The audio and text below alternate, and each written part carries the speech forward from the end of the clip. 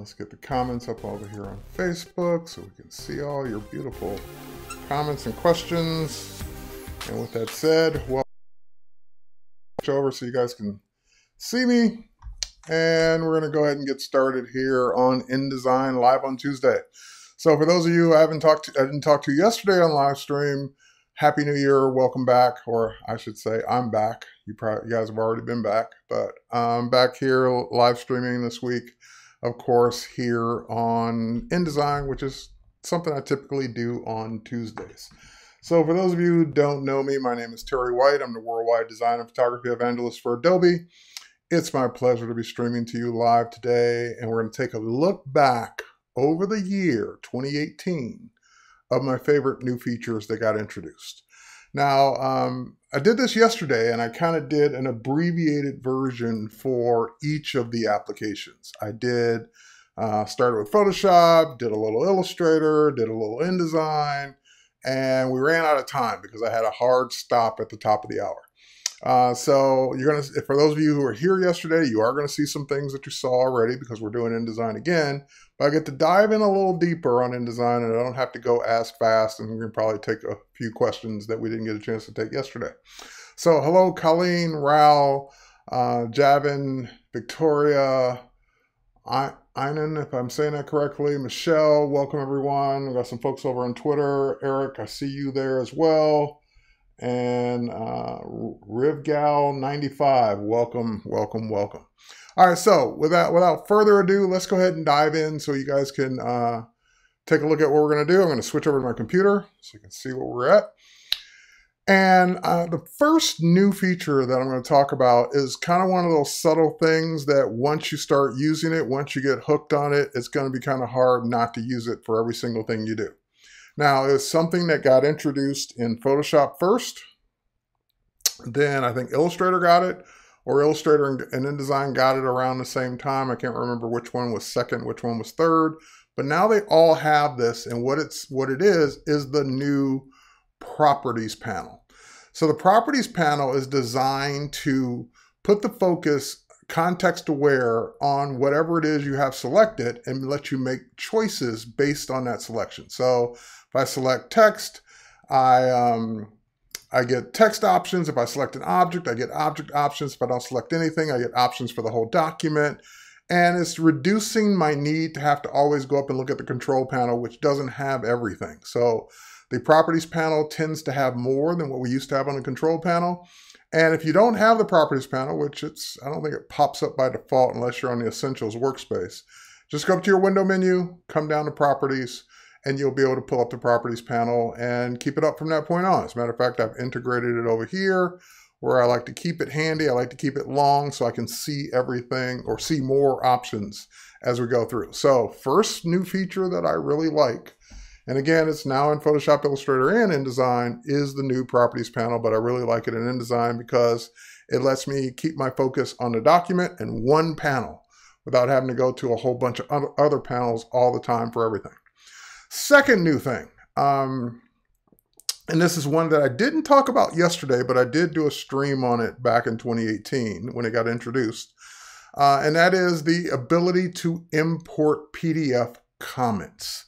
So here's the way it works. You have a document, whether it's one page, multiple pages, whatever it is, and you export out a PDF like you normally do. But when you export out that PDF, you send that PDF to all your reviewers, all the people that have input on this document, and they go ahead and mark up that PDF in Acrobat. So they put comments. They don't have to have InDesign. They don't have to know what InDesign is. They just put comments on it using standard Acrobat tools. So they could put sticky notes, they could do strike throughs, they could add text, they could do whatever, but these are just annotations to the PDF. Now in the past, when everyone would send you back that PDF, you'd have to look at the PDF, find where the correction needs to be made, and then go make the correction. So now new in InDesign is the ability, and you saw it earlier, I kind of revealed it early. There's a PDF comments panel. So that'll pop up automatically if you go up to your file menu and you say import PDF comments, which is also brand new. Or you can go to the window menu and just bring up the PDF comments panel. So I like to keep both of those together.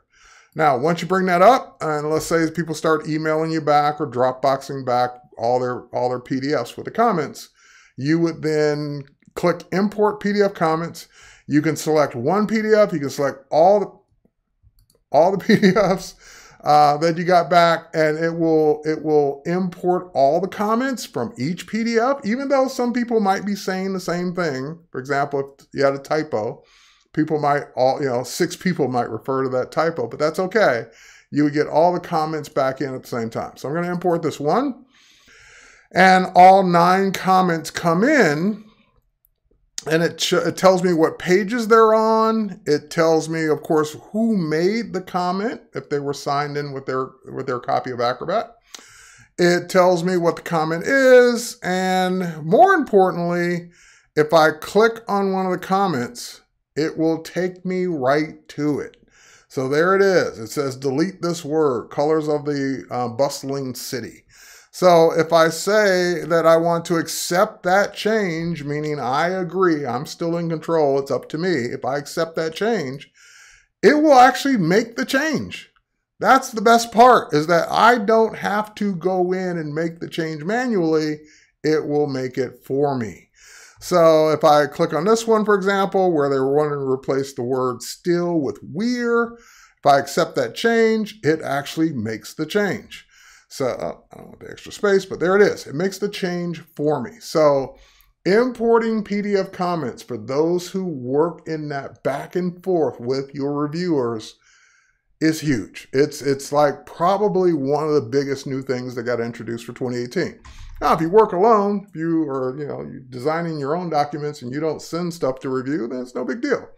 But people send out documents to be reviewed all the time, whether it's the designer reviewing with a client, whether it's a work group reviewing with a manager, whatever it is, whether it's just proofreading. Hey, I'm writing a book and I want you to proofread it. Go make all the PDF changes.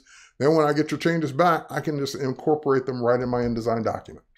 So that is a big one that got introduced in 2018. Now, before that, back in March of 2018, this is one that I should mention, is that we also, speaking of PDF, we also got the ability to go the other way. So for example, if I go to my file menu and I choose, one of the PDF presets, or I just go to export, either one, let's say high quality print, and I'll put it out on the desktop. One of the other big ones, and again, it's one of those things where I probably would only use it maybe once a year, but people that do this kind of work that, putting out PDFs might do this every single day. So it depends on who you are.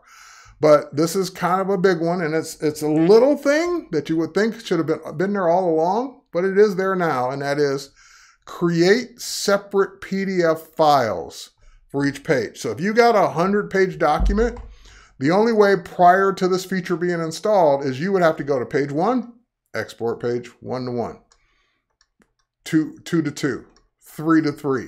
You'd have to do 100 different exports to get 100 different single page PDFs. Now I can just check a box and hit export, and I will get a separate PDF for each page.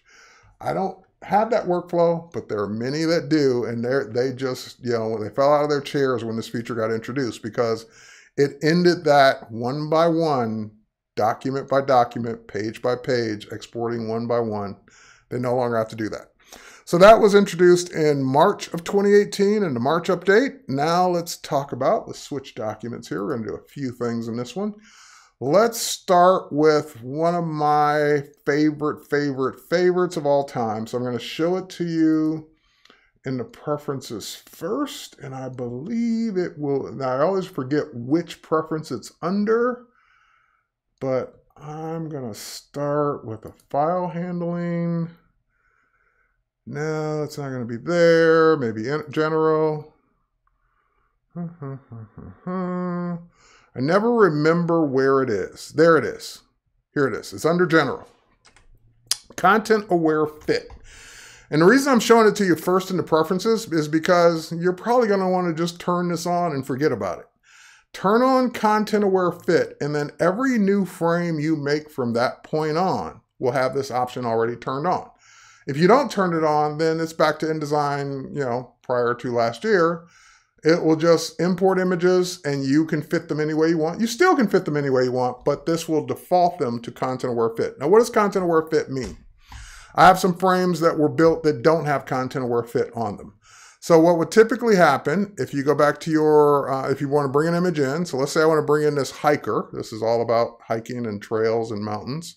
If I want to bring in this hiker and I drag it into this frame and I just click, it places it 100% the size, and I can use the thing to drag it around. I'm trying to find my subject, or I could fit the whole thing down to fit the frame with the click of a button. But with that new option turned on, when I go in and I'm going to show you how to do it manually, there's a new button. So of all your fitting options, you have all the same ones you always had. Fill frame proportionally, which is that was my #1 favorite for years. Fit frame or fit content proportionally, and of course fit the content to the frame and fit the frame to the content and center the content. Those 5 choices have been around for the last, I don't know, decade. But what's new is this one, which is, it's AI powered. It's Adobe Sensei powered, meaning it looks at what you placed in the frame and it tries to figure out the best placement for it. So I'll give you 2 examples. Here's one. I'll give you this example first, and I'll give you the one I did yesterday. So that when I just click this option, it figures out, hey, there's a person in the frame. I should do my best to fit that person in the image. Now there's more image too, so I'm going to do some composite. I'm going to do some composite or composition work and adjust the image accordingly. But it's a Adobe Sensei powered feature that figures out what's the best placement for the image to show what it thinks is the most important part of the image.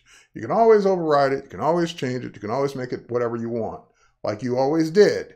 But now it does that for you automatically by turning on that preference that I showed you earlier. So for example, I'll bring up the one I did yesterday. It is this one. And the image I brought in yesterday was also in my library. It was this one with the kid. I'm going to drag it in. And I'm just going to go ahead and place it in this frame. Now, this does not have content aware fit or content aware fit on it. So I just click and it places it kind of like centered. It placed it, but notice that the person that's holding their arms out, their right arm is cut off because prior to content aware fit, it's not looking at your image. It doesn't know, it doesn't care. So now if I click on that frame, and again, I would normally have this now on by default, and I say, no, do content aware fit. It will figure out what's important in that frame and adjust it accordingly. So there's an example of it doing it for me. Now let's go back to the one we were on before.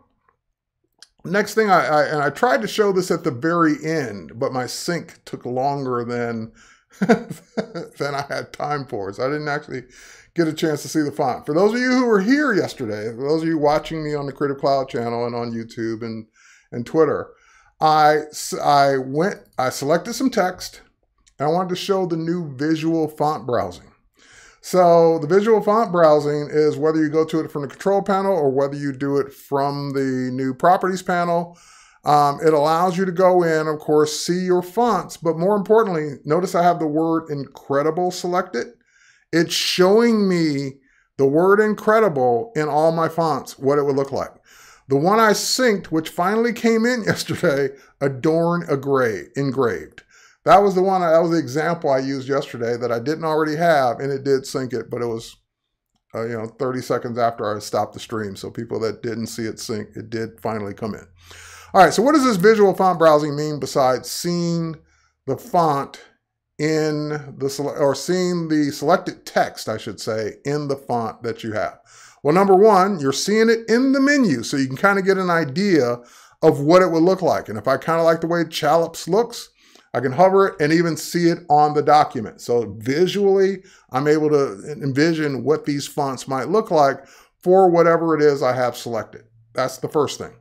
Second thing, is the ability to filter in a more intelligent way. So for example, you have a long font list and you know that you're only looking for sans serif fonts. So when I click this, it filters my font list to only the sans serif ones. There we go.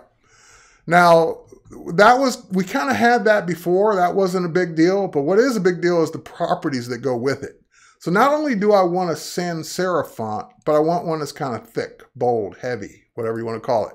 And that will then narrow it down to just my sans serif fonts that are heavy. So it's a easy, or maybe I want one that's condensed heavy. So that will really narrow it down to just those 4 fonts that I have that meet that criteria. Very cool to be able to quickly get to the fonts that you want to see. Hey, let's give some shout outs here. Hey, Renee. Glad you like that. Think that's cool. Nice to know. Debbie says she sends out PDFs for proofing and have been using the new feature for corrections, which saves so much time. My document is 900 plus pages. Wow, Debbie. That's huge, and glad to know that feature, which by the way, that's just the beginning of that feature. That feature should even get better over time with more things that people have asked for. All right, so continuing on. So I'm going to clear all the filters that I put on this. So go back to my regular font list. Now, of course, you always have the ability to show and mark favorites. So the favorites are the little stars. So for example, I got that new adorned engraved. If I mark that as a favorite, I can say, just show me my favorite fonts. These are the fonts I love to use. I use all the time. I don't want to have to scroll down the list and find them. So you can toggle on your favorites on and off. Now, the next one you can show recently added. Hey, show the ones that I just synced. I forgot their names. This would have come in handy yesterday. Forgot their names. And it will show me, yep, that adorned engraved is the last one you synced from yesterday, and it is there. All right, but here's the big one. And you notice there's a cloud with a check mark. Because for years, you've had your fonts from wherever you got them from. You got them when you bought new, back in the day, Creative Suite applications. We included fonts with them. You bought them from other foundries, other sites. Maybe you went to fonts.com. Wherever you get your fonts from, those are your fonts, and you've had them for years. But as a Creative Cloud member, you also have the ability to sync from a library of tens of thousands of different typefaces.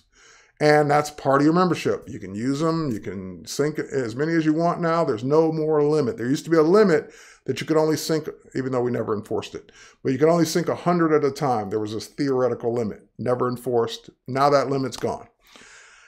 So the check mark on that cloud says, just show me the ones I got from Adobe. Just show me the ones I got from a Creative Cloud. If I uncheck that, then it says, show me all your fonts. Show me the ones you got from a Creative Cloud. Show me the ones you got from other websites. Show me the ones that have been on your computer for a decade. Show me all of them. And show me the ones that are true type. Show me every font that I have. So don't limit it. Now, that's cool that I can limit it to just the ones that I've synced and all the rest. But the find more is the big new thing. This is having the whole Adobe font store in your application. Both Illustrator and InDesign have this now. So this is giving you the ability to click and say, show me every font there is on Adobe Fonts. Yes, including the ones I've never synced. So you can scroll and scroll and scroll, and you still see the word incredible, and it's going to the internet and getting some more, but you'll scroll and scroll and scroll until you find the ones you like. Hopefully it won't take more than a second to go get some more. I hate spinning beach balls when I'm live streaming. No, don't do it.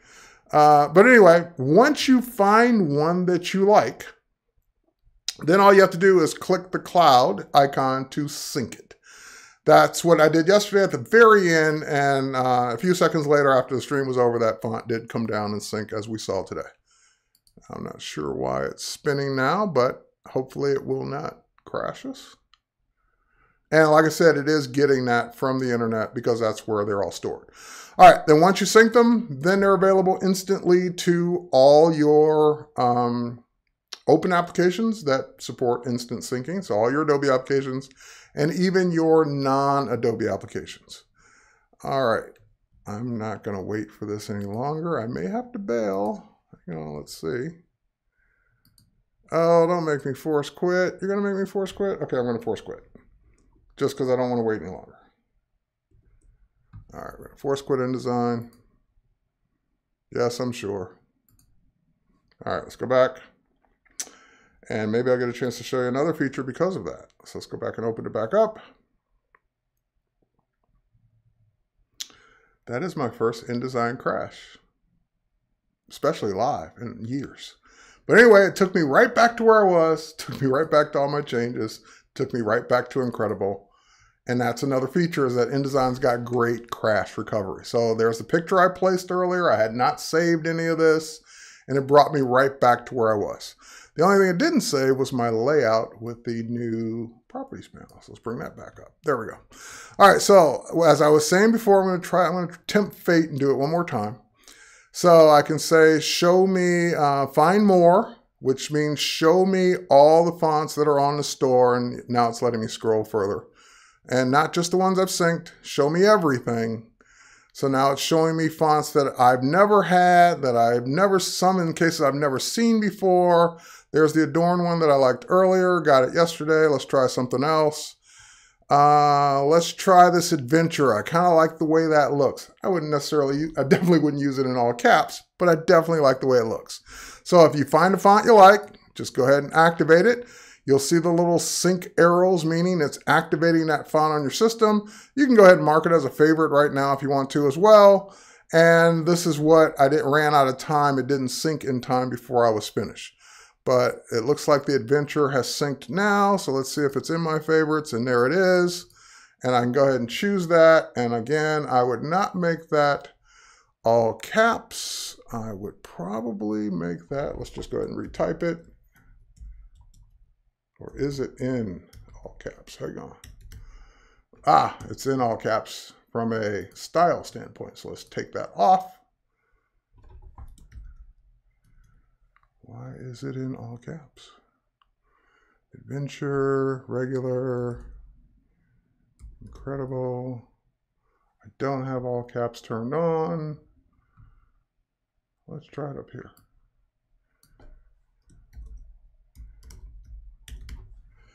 And let's try it now.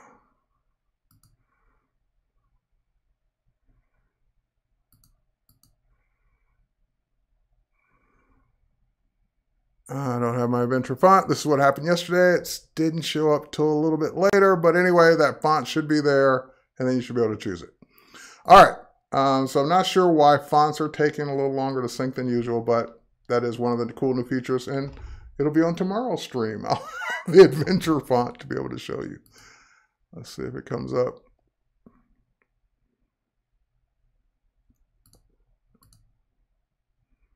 There it is. Okay. So it did come up. And is that an all cap font? Oh my God, it can't be. That's horrible. No, we saw it in lowercase before. Okay, so it did come up. There it is. I have the Adventure font. And why is this being all caps? I don't know.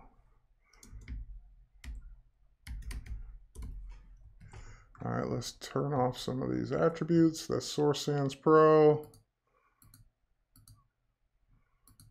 I'm even doing it in sentence case, and it's still making this all caps for some reason. Something's turned on that I don't know that I have turned on. How about basic paragraph? There we go. It might help if... There we go. Okay, I think I got it, folks. You're gonna die when you find out what it was. User error. I have the caps lock key on. There's my Adventure. Not in all caps. Success. All right, so sync the font you want. Make sure the caps lock key is not on when you don't want it to be in all caps. Make sure your all caps is not on as well, and then you should be able to type upper and lowercase. So same thing here. Without the caps lock on, there we go. Incredible Trails in the Adventure font. We don't need this frame anymore, and we are good to go. Okay, next up, and no, I would normally not put these two fonts together, but just showing you that that font does work over here as well without the caps lock key down. Next up, let's talk about the next new feature, which is the ability to do layout adjustments. So let's zoom out a little bit. As you can see, we got multiple pages here. Some are finished, some aren't. And of course, I can go to preview mode and see what this would look like if it were printed without all the guides and borders and all that. But more importantly, if I wanted to change the layout, change the page size. Patty says that makes me feel better. That's something that I would do. If I wanted to change the page size, well, you could do that easily. You could always do that easily, but you would have to then go in and manually adjust all the content. So one of the things that got introduced, so for example, let's look at the old way. The old way would be, I'd go up to my file menu, I'd come down to document setup, I would change it, let's say from tall to wide, I'd click OK, and it says, okay, done. I changed all your pages, they're now wide instead of tall. All your content's still tall, but I changed all your pages to what you asked for. So that would have been the problem before. So I'm going to undo that. And next up, instead, I'm going to use the Adjust Layout feature, which is on the Properties panel, and it is in Document Setup as well. So when I click Adjust Layout, I get something very similar to Document Setup. So I can change the page size. I can go and use a template. I can say, hey, instead of an A4, make it an A5. I can do whatever I want, including changing the orientation, making it tall or wide. And then when I click OK, the difference is InDesign will figure out how to rearrange the content on that new layout. Whether you made the page bigger, smaller, tall, wide, whatever you did, it will do its best to fit the content. And look what it did to that picture I placed. It said, oh, well, I got more room. I'll make the frame bigger and show more of the picture. So it made it didn't just make some changes, it made some intelligent changes that I would have made myself, or maybe I wouldn't have even thought to make, and that's great. Now, this feature, like most automatic things, aren't going to always be perfect. So you do need to go and proof to make sure that things didn't get overlapped, or things didn't get moved in a weird way, or things didn't get squinched. So you need to make sure, just go through each page, look at it, make sure it looks good, and then before you send it off or print it or publish it online. All right, so Adjust Layout, definitely one of my big new features. And of course, the ability to work with Adobe fonts in the visual font browsing. Let's see if there's any more. We're already out of time, but let's see if there's any more that I missed. I think that was it. That was it. There's a lot of little things, but those were my big ones. I just wanted to look at my list here and make sure I didn't miss any of my big ones.